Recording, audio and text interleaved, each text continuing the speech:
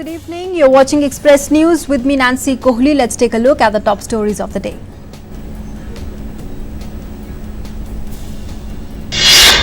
The Supreme Court has refused to entertain the Jamia and AMU students' plea and asked petitioners to approach respective high courts. As it is not satisfied, then move to the Supreme Court. Delhi police have released a video of the night of Jamia Millia Islamia incident on Sunday. The police officer seen appealing for peace and calm despite provocations outside Jamia.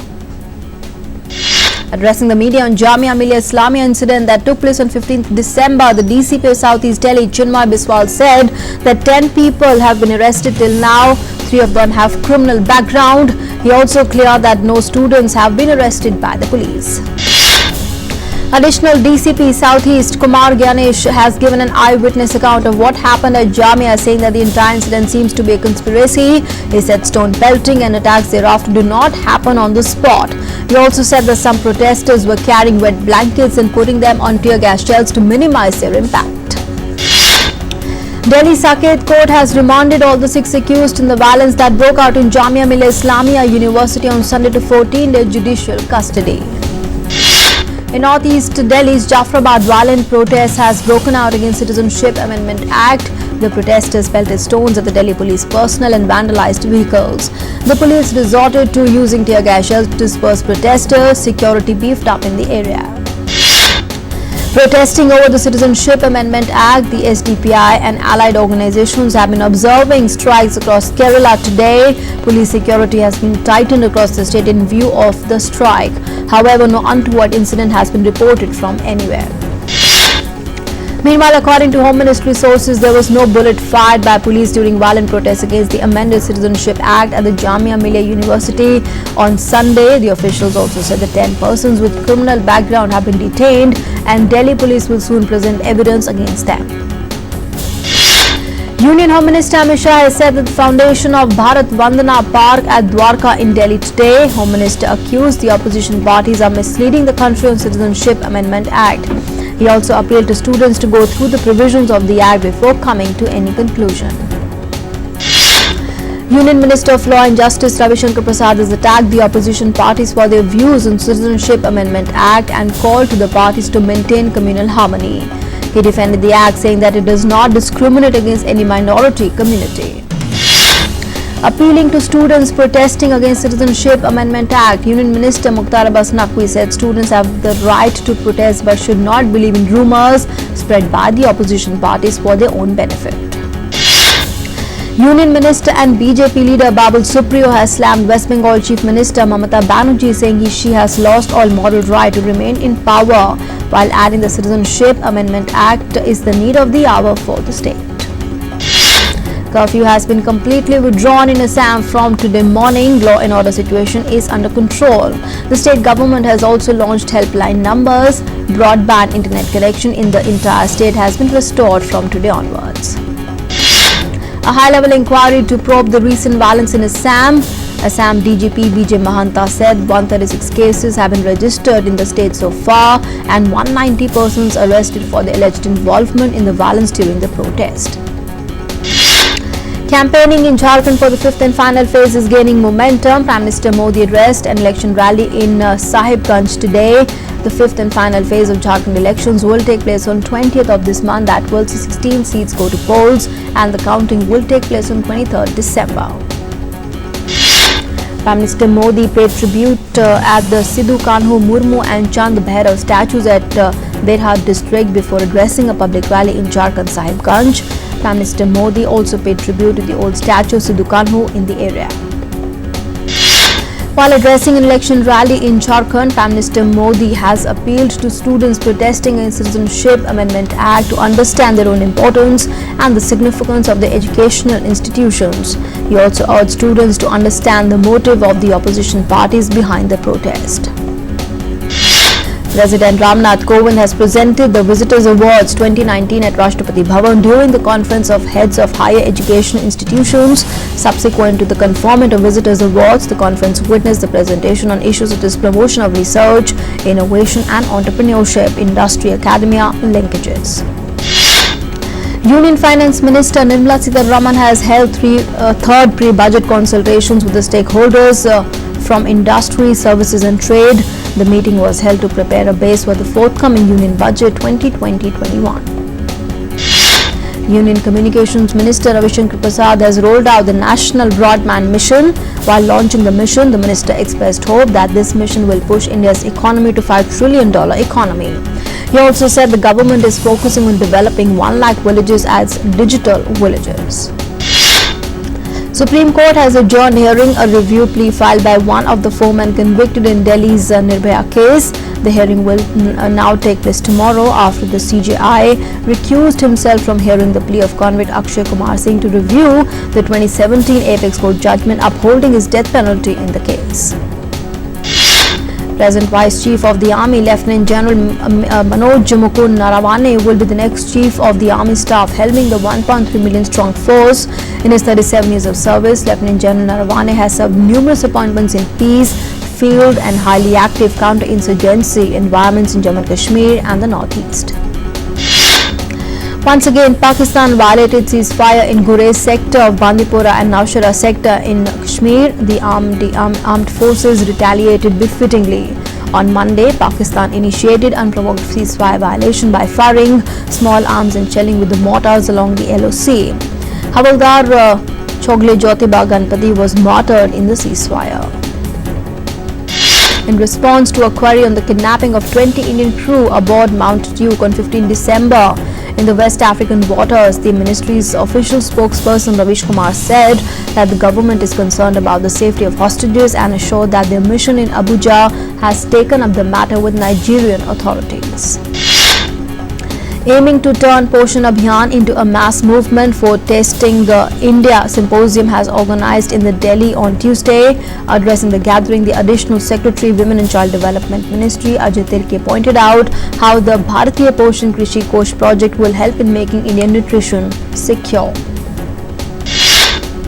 Tripura has been recognized for the implementation of Good Governance Initiative, work competition and best performing Gram Panchayat and the Manrega in the current financial year, besides generating ever highest Mandyas among the rural population. In Madhya Pradesh, the 7th International Film Festival in Shilpkala village of Khajuraho inaugurated. Films from the country and abroad, including Bundelkhandi, will be screened. The eminent personalities of Hindi cinema like Kailash Kher, Srimati Poonam Dhillon, Padmini Kolhapure and Alka Yagnik are expected to attend the festival. Instagram has announced it had gone global in its fight against misinformation, expanding its third-party fact-checking network around the world. The Facebook-owned social platform launched a fact-checking program in the US early this year. A self-taught young artist from Manipur has embarked on a journey to showcase the culture and heritage of the state on glass. 24-year-old Kushbu said she learned to reverse glass painting, where artworks are done on one side of glass pieces and viewed from the other, by watching videos on social media since 2016. The third edition of Kartis Yatra will have sustainability as its theme while travelling through 7 cities of the country, covering over 6,000 kilometers in February-March next year. The Yatra, a unique initiative of promoting automobile with art, will be inaugurated at the Auto Expo in Noida on 7th February, where it will be stationed till 12th February. Gold prices rose marginally by 11 rupees to 38,771 rupees per 10 grams in the national capital, according to HDFC Securities. Silver prices also gained 75 rupees to 45,610 rupees per kilogram from 45,535 rupees per kilogram in the previous trade. The rupee paid early morning gains to settle 2 paise down at 70.98 against the US dollars. After touching an all-time intraday high of 41,401, the 30-share BSE Sensex settled 413.45 points. Nifty saw to its new intraday high of 12,182 before ending 111 points or 0.92% up at 12,165 at record closing level. Brent futures, the global oil benchmark, rose 0.26% to $65.5 per barrel. 5 US tech giants including Apple, Microsoft and Google parent Alphabet have been named in a lawsuit over the death of child laborers in cobalt mines in the Democratic Republic of Congo. Special court handed death penalty to former Pakistani military dictator Pervez Musharraf in high treason case. Musharraf was facing charges relating to imposition of extra-constitutional emergency in November 2007. Britain's new political landscape began to take shape as triumphant Prime Minister Boris Johnson talked trade with US President Donald Trump and readied a pep talk for his new Conservative Party lawmakers. Today is the first day of the new session in Parliament and lawmakers from all the parties will be sworn in. Boeing has said it would temporarily suspend production of its globally grounded 737 MAX jets next month. The production of the jet had continued despite the model being grounded for 9 months after 2 deadly crashes. US President Donald Trump has said he would be disappointed if something is in the works in North Korea, and the US is watching activities in the Asian nation closely. Tension has been rising in recent weeks, stoking fears the two countries could return to a collision course they had been on before launching diplomacy last year. The United Nations envoy to Lebanon has called for an investigation into alleged excessive force used against demonstrators after largely peaceful protests descended into violence at the weekend. Unprecedented protests have rocked the country since 17th October, demanding a complete overhaul of a political class they accuse of being incompetent and corrupt. The nomination of Lebanon's next prime minister was postponed on Monday as new complications surfaced in efforts to agree a government that is urgently needed to pull the country out of a destabilizing economic crisis. Authorities in Japan have expanded the danger zone surrounding an active volcano on Nishinoshima, a remote Pacific island, due to increased lava flow. People are advised to not approach closer than a 2.5-kilometer radius from the crater. In Australia, firefighters urged residents to evacuate areas near Gospers Mountain as a bushfire that has razed almost 400,000 hectares approached residential areas. In Colombia, protesters gathered outside the country's Congress against rumored economic reform plans that critics argue give businesses too many tax breaks. The protesters presented 13 demands, including actions to curb the murders of social activists and the implementation of the peace agreement. Taiwan police shot a man who was suspected of planting a possible explosive device outside a campaign office for the island's main opposition party. In a bid to find new approaches to deal with refugees-related issues, the first ever Global Refugee Forum will open today in Geneva. Venezuela's pro-government Constituent Assembly has approved a trial for 4 opposition lawmakers accused of committing crimes including treason and conspiracy, although the lawmakers' parties have denied the charges. US Defense Secretary Mark Esper said that he needs to speak with his Turkish counterpart to understand how serious President Erdogan was when he said he could shut down Incirlik Air Base, which hosts US nuclear warheads. The wife of Zimbabwean Vice President Chiwenga has been charged with trying to kill her husband. Prosecutors say Mary Muwaiwa tried to unplug Vice President's life support tubes in a hospital in June. Representatives of allies countries and Germany gathered in a small town in the Belgian Ardennes to commemorate the 75th anniversary of the Battle of the Bulge, which was the bloodiest single engagement for the US forces in World War II. South Korea said its talks with Japan have enhanced the mutual understanding of their management of export control systems. It added that the two sides will hold another round of dialogue in Seoul in the near future. Chinese President Xi Jinping met Hong Kong leader Carrie Lam in Beijing. The meetings come after Hong Kong police fired tear gas in late-night street clashes with anti-government protesters. Argentina police have arrested 4 members of the wider gang suspected of coordinating the murder of British tourist in an armed robbery attempted outside a luxury hotel earlier. Swiss Foreign Ministry expressed concern over the alleged abduction of a woman employee of Swiss Embassy in Colombo. The ministry said that the Sri Lanka's reputation as a country that upholds rule of law is at stake. At least 43 people killed in a series of attacks by rebels with apparent links with Islamic State group in eastern Congo. The right group said the attacks were carried out in response to a new military offensive in the area. A dozen koala bears have been rescued from the path of bushfires raging near Sydney as devastating blazes increasingly encroach on critical habitat. These koalas have been relocated to Sydney's Taronga Zoo until it is safe to return them back into the wild. Turkmenistan's leader termed the UN's decision to recognize its hand-woven carpets as the global cultural heritage as historic. The Central Asian country's president said it was evidence of world recognition of a marvelous carpets.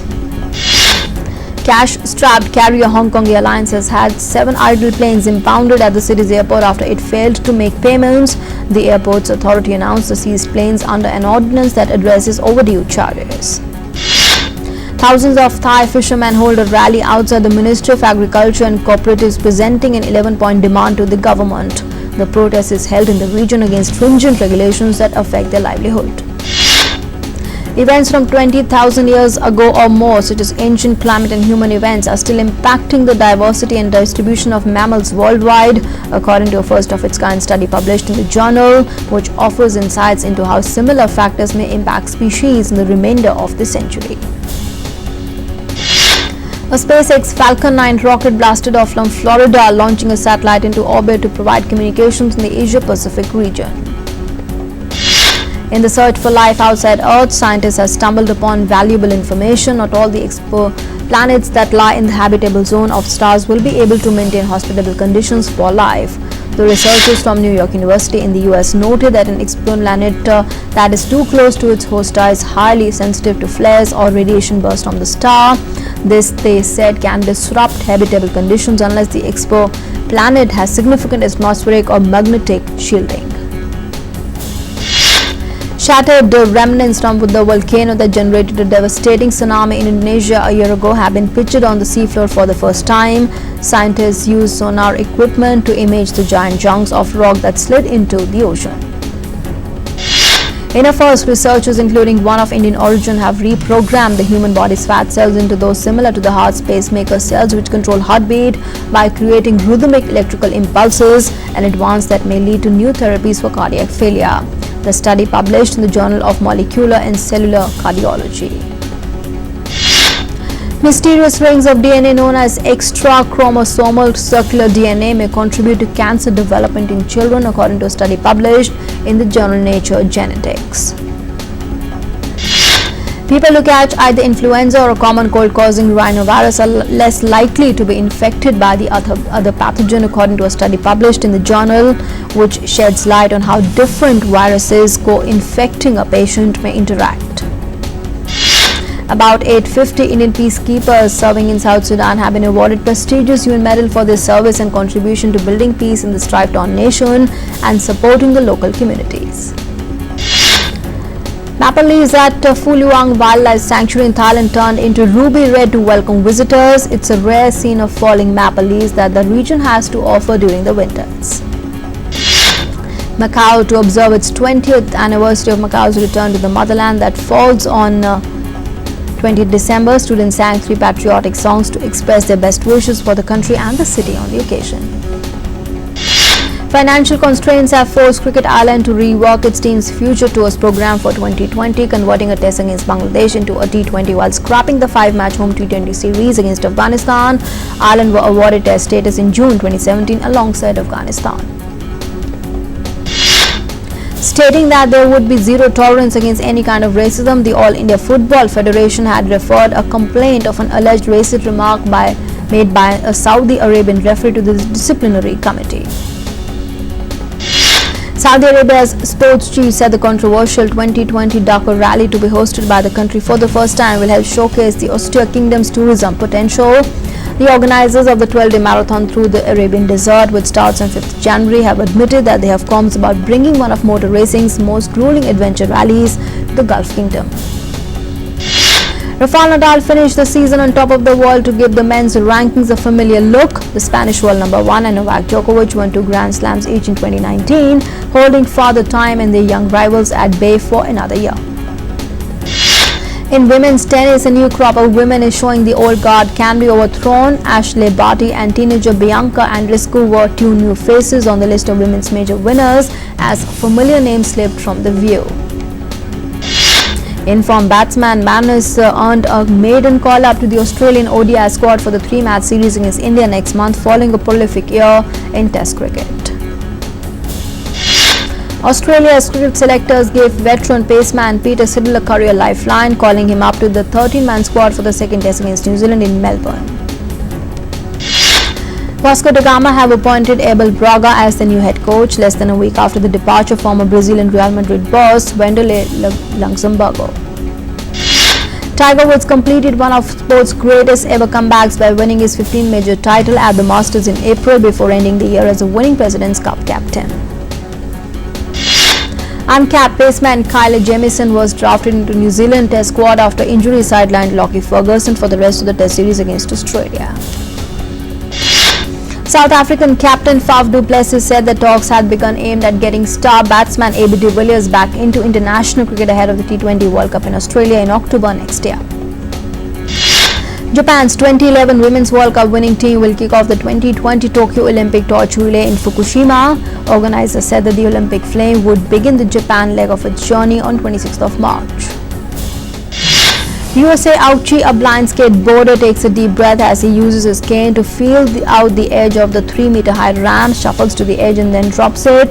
Skateboarding will feature as a new sport at next year's Tokyo Olympics but not at the Paralympics. Ouchie hopes that one day it might.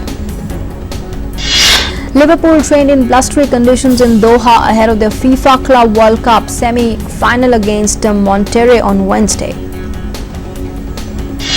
Indian opener Smriti Mandhana was named in both the International Cricket Council and ODI and T20 teams of the year. Mandhana has Julian Goswami, Poonam Yadav and Shikha Pandey for company in the ODI team of the year and all-rounder Deepti Sharma in the T20 side. 23-year-old Mandhana has played 51 ODIs and 66 T20 internationals for India, besides a couple of test matches. India will have to get their bowling combination right after failing to stop the West Indies from executing a perfect chase in Chennai when they take on the buoyant visitors in the second ODI, aiming to keep the three-match series alive. A series win here would certainly raise Kieron Pollard's profile from a T20 freelancer to an able leader, but a blinder from Rohit Sharma or another 100 from skipper Virat Kohli on a batting belter cannot be ruled out. Faf de Klerk guided South Africa to World Cup glory in Japan, with the host setting the tournament alight with an unexpected run to the quarterfinals. The Springboks delighted the Rainbow Nation by overcoming an opening pool defeat by New Zealand to claim a third World Cup title after previous successes in 1995 and 2007. The much-awaited showdown between MC Mary Kom and Nikhat Zareen during an ongoing league sanctioned by the Boxing Federation of India will not happen now, as six-time world champion has decided to pull out of the bout, citing a back injury. An 84-year-old Canadian national named Roy Jorgen has become the oldest person ever to complete the Antarctic Ice Marathon. According to a report, he started the race on 13 December, took 11 hours and 41 minutes to finish it. Actor Ritesh Deshmukh turns 41 today. His wife, actress Genelia D'Souza, shared a picture to extend her wishes to Ritesh on his birthday. The Academy of Motion Picture Arts and Sciences announced the Best International Feature shortlist on Tuesday. India's official entry, Gully Boy, failed to make it to the list of the 10 selected international films. The trailer of Darbar has released. The film featuring Rajinikanth is scheduled to release in January next year. He plays the role of a commissioner of Mumbai Police in the film. Gully Boy star Siddhant Chaturvedi and debutant Sharvari have come up for the upcoming film Bunty or Bubbly 2. The film is a reboot of 2005 film Bunty or Bubbly. Tapsi Pannu and Vikrant Masse are coming together for a murder mystery Haseen Dilruba, directed by Vinil Matthew. The film is scheduled to release in September next year. The new song of the upcoming film Good News is out. The song, named Lal Ghagra, shows amazing dance moves of the stars of the movie, Akshay Kumar and Kareena Kapoor Khan. The director-actor duo Mohanlal and Jeetu Joseph are back to the big screen with another film called Ram. Ram is set to hit the theatres on Onam 2020. Rasika Duggal wraps up the shoot for Suitable Boy. The series is the screen adaptation of Vikram Seth's popular novel by the same name. The series also features Tabu, Ishan Khattar, debutant Tanya, Manik Tala and Vijay Varma. Oscar winner American actress Viola Davis has joined Sandra Bullock is yet to be titled drama series about life after prison. Nora Finchett will direct the film and Graham King will execute the producing duties. And with that, it's a wrap on this edition of the news. Thanks for being with us.